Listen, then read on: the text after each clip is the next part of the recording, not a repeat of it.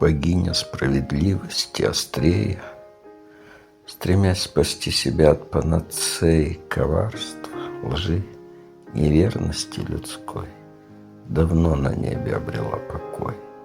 Страдала поначалу горя внемля, слезами звездный дождь лила на землю. Слезинки необычной красоты, с земли достигнув, проросли в цветы. Цветы — напоминание богини, что справедливость нам нужна и ныне. Должны дарить нам звездочки цветы, надежду, радость, счастье и мечты. В любовь, добро, во благо, в справедливость, из душ людских изгнав навеки лживость.